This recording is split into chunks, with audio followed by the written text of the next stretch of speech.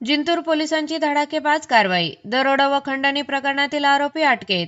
रोख रक्कम व मुद्देमाल जप्त.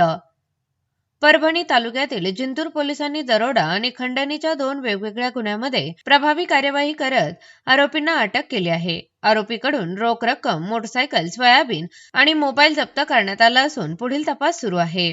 जिंतूर पोलीस ठाण्यात गुन्हा दाखल क्रमांक 413/2026 भारतीय न्याय संहिता BNS कलम 303(2), 305(a), 118(1), 309, 351(2), 3(3) व 3(5) अंतर्गत गुन्हा नोंद करण्यात आला होता.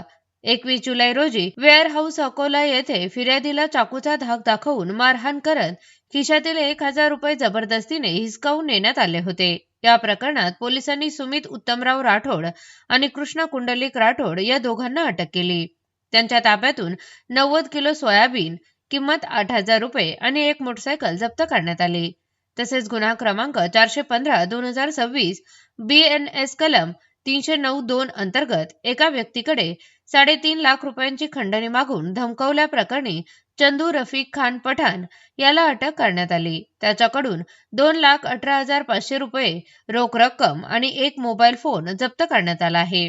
ही कारवाई पोलीस अधीक्षक, अप्पर पोलीस अधीक्षक आणि उपविभागीय पोलीस अधिकारी यांच्या मार्गदर्शनाखाली जिंतूर पोलीस ठाण्याच्या पथकाने केली असून दोन्ही गुन्ह्याचा पुढील तपास सुरू आहे. RSC न्यूजला सबस्क्राईब करा, लाईक करा आणि शेअर करा.